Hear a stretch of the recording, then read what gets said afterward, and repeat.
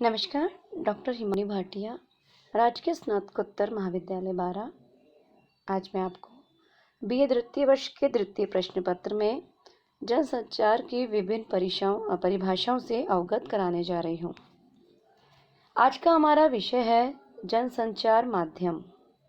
चर्चा के बिंदु हैं जनसंचार की विभिन्न परिभाषाएं, जनसंचार का प्रसार और तीसरा लास्ट है जनसंचार की प्रक्रिया के तत्व।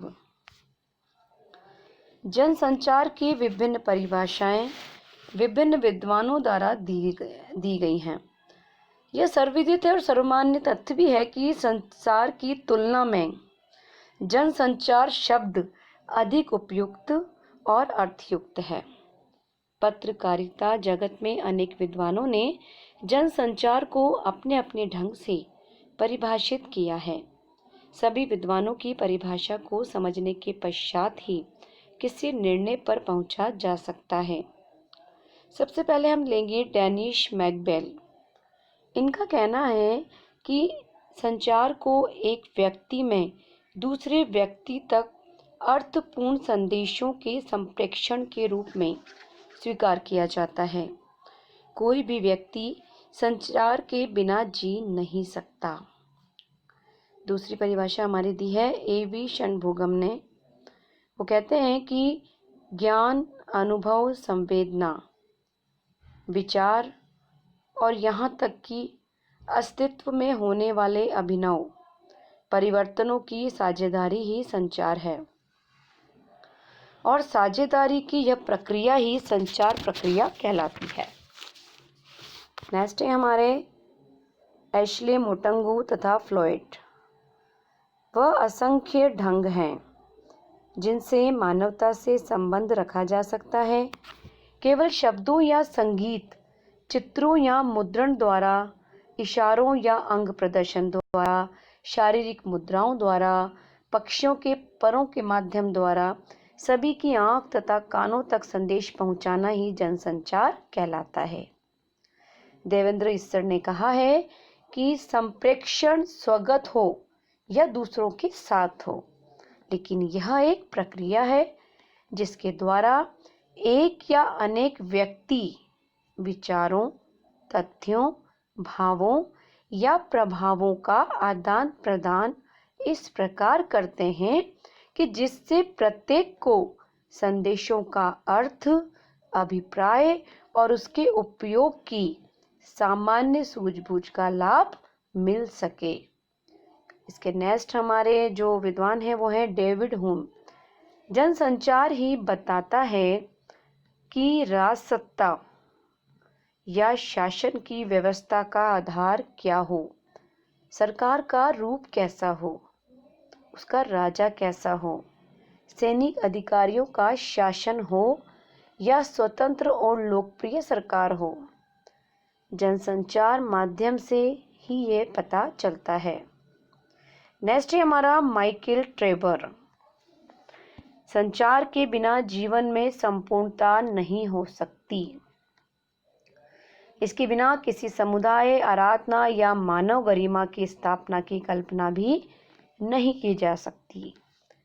और लास्ट है हमारा बर्लो। इनका कहना है कि जनसंचार की चर्चा करते हुए बर्लो ने लिखा है कि हमारा आधारभूत उद्देश्य अपने व्यक्तित्व और उस वातावरण जिसमें हम अपने को पाते हैं के बीच के मूल संबंध को बदलना होता है। विशेष रूप से हमारा मूल उद्देश्य उस संभावना को कम करना है जिसके अनुसार ये माना जाता है कि हम पूरी तरह से बाहरी कारकों के अधीन हैं तथा हम स्वयं ऐसे कारकों का निर्माण करते हैं। संचार में हमारा प्राथमिक उद्देश्य है प्रभावी एजेंट बनाना, दूसरों को और अपने भौतिक परिवेश को एवं स्वयं को प्रभावित करना, निर्धारक एजेंट बनाना एवं विभिन्न गतिविधियों के संबंध में अपना मत व्यक्त करना। अब हम देखें कि जनसंचार की जो परिभाषा है विभिन्न विद्वानों द्वारा सबने अपने अपने ढंग से दी हैं। उपयुक्त विवेचनों में जो परिभाषाएं दी गई हैं उनके आधार पर हम इस निष्कर्ष पर पहुंच सकते हैं कि वास्तव में अधिकांश विद्वानों ने इस तथ्य को स्वीकार किया है कि मनुष्य के जीवन में जनसंचार की प्रवृत्ति, यह भी जनसंचार की जो प्रवृत्ति है वो सहज भी है और स्वाभाविक भी है। इसका यह अर्थ है कि व्यक्ति किसी भी स्थिति में हो, वह जनसंचार के बिना जीवन नहीं बिता सकता। यह तो पहले ही कहा जा चुका है कि जिसके पास स्पष्ट भाषा नहीं होती है, वह नवजात शिशु भी कतिपय क्रियाओं के द्वारा, अपने हाव भावों के द्वारा ही अपनी बात को कहने का प्रयास करता है। उसका यह प्रयास जनसंचार की ही प्रक्रिया को रेखांकित करता है। जब शिशु बड़ा हो जाता है और मनुष्य कहलाने लगता है, तब वह बुद्धि का उपयोग भी करने लगता है। बुद्धि के उपयोग के साथ उसे अभिव्यक्ति का मार्ग भी मिल जाता है। एक प्रकार से यह एक सत्य है और तथ्य भी है कि बौद्धिक विकास अभिव्यक्ति की प्रक्रिया को शक्ति प्रदान करता है। अभिव्यक्ति की यही प्रक्रिया संप्रेषण कहलाती है। पत्रकार जगत में या कहें कि पत्रकारिता के क्षेत्र में इसी को जनसंचार की संज्ञा प्राप्त है। जनसंचार का प्रसार, अब हम जो इसका नेक्स्ट पॉइंट है वो देखेंगे, जनसंचार का प्रसार कैसा होता है। तो जनसंचार का प्रसार, सबसे पहले हम सूचना स्रोत को लेते हैं तो संदेश जाता है टेलीफोन के माध्यम से, सिग्नल के माध्यम से प्राप्तकर्ता के पास और फिर अपने गंतव्य स्थल पर पहुंचता है। तो जनसंचार के माध्यम से व्यक्ति ज्ञान विज्ञान संबंधी नए तथ्यों की जानकारी प्राप्त करता है। आज तो जनसंचार माध्यमों का पर्याप्त विकास हो चुका है। घर बैठे ही व्यक्ति इंटरनेट के माध्यम से विदेश में रहने वाले लोगों से न केवल संबंध स्थापित कर सकता है, अपितु मैत्री भी स्थापित कर लेता है। अपनी सभ्यता और संस्कृति से परिचित कराना तथा उनकी सभ्यता और संस्कृति से परिचित होना जनसंचार के माध्यम से ही सहज हुआ है। आधुनिक युग में अनेक इलेक्ट्रॉनिक आविष्कार हमारे सामने आ चुके हैं। समाचारों का संकलन, संपादन, मुद्रण, प्रतिसंशोधन, प्रकाशन और प्रसारण सभी में पर्याप्त विकास हो चुका है। इससे जनसंचार की महत्ता भी दिनों दिन बढ़ती जा रही है। आज तो संचार व्यवस्था है या कहें कि जनसंचार है, उससे हम न केवल अपनी सामाजिक स्थिति, संस्कृति और विकसित अविकसित स्थिति को समझ सकते हैं, अपितु दूसरे देशों की संस्कृति और मान्यताओं को भी समझने में सफलता प्राप्त कर सकते हैं। निष्कर्ष के रूप में हम ये भी कह सकते हैं कि वर्तमान काल में जनसंचार का माध्यम समाज, जनता और राष्ट्र के मध्य एक महत्वपूर्ण भूमिका है और हमें दिन प्रतिदिन की घटनाओं और परिवर्तनों और स्थितियों से भी सफलतापूर्वक परिचित करा रहा है। यह वैश्वीकरण को बढ़ाने में सशक्त माध्यम बन गया है। अब हम लास्ट पॉइंट देखते हैं इसका, जनसंचार की प्रक्रिया के तत्व। पत्रकारों ने जनसंचार की संरचना में कुछ तत्वों को आवश्यक बताया है। प्रमुख रूप से पत्रकार जगत में जनसंचार के जो तत्व स्वीकृत किए गए हैं वे निम्नलिखित हैं। पहला है स्रोत अथवा संप्रेषक। संप्रेषण करने वाला कोई भी व्यक्ति या संस्था हो सकती है। वक्ता, नेता, अधिकारी, विषय विशेषज्ञ, मित्र, उद्योगपति और संस्था प्रमुख आदि में से कोई भी कम्युनिकेटर अथवा संप्रेषक के रूप में हो सकता है। जो संप्रेषण करने वाला होता है उसे भली भांति अपने संदेश की या जिन्हें वह संप्रेषित करना चाहता है, जिन्हें वो अपना संदेश पहुंचाना चाहता है, उसकी जानकारी होती है। इतना ही नहीं, वह संदेश के नतीजे और उसके मूल्यांकन, संचार प्रक्रिया व संचार माध्यमों के प्रयोग के प्रति सतर्क भी रहता है। यह वह व्यक्ति होता है जो पूरी सतर्कता के साथ अपने विचारों को श्रोताओं तक भेजता है, उन तक पहुंचाता है। विचारों को श्रोताओं तक प्रेषित करते समय वह यह भी विश्वास करता है कि उसका विचार प्रभावी ढंग से पहुँचे और एक अच्छे संप्रेषक को कुशल संचारक, विचारयुक्त, उच्च कोटि का लेखक, वक्ता तथा श्रोताओं के प्रति सही और स्वस्थ दृष्टिकोण रखने वाला होना चाहिए। नेक्स्ट हमारा पॉइंट है संदेश।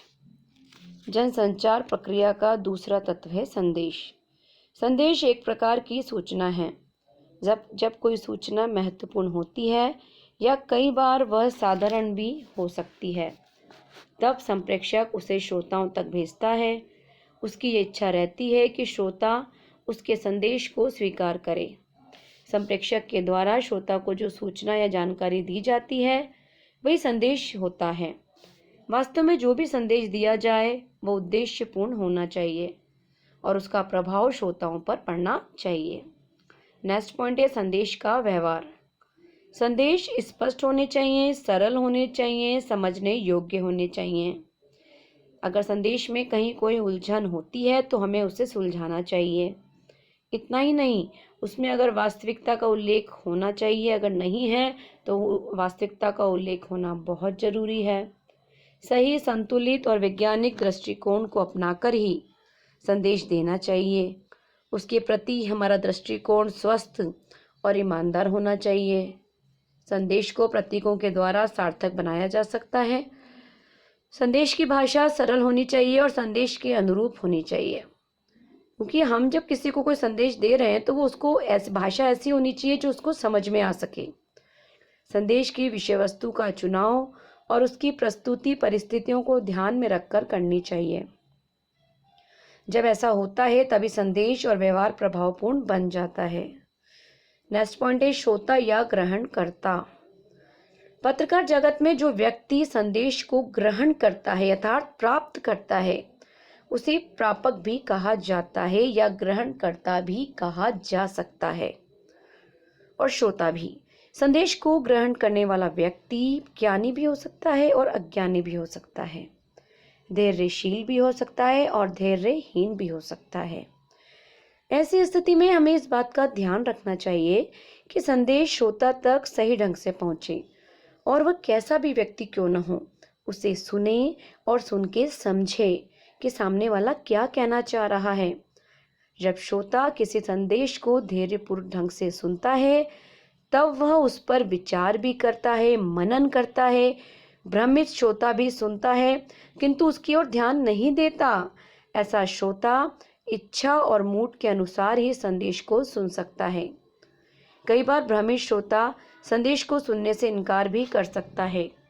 श्रोता कोई भी हो सकता है, वह स्त्री भी हो सकती है, पुरुष भी हो सकता है, बच्चा भी हो सकता है। ऐसी स्थिति में संप्रेषण से पहले संप्रेषक को श्रोता की स्थिति, उसकी परंपराओं और उसके रीति रिवाजों से परिचित होना चाहिए। नेक्स्ट पॉइंट है हमारा संचार माध्यम।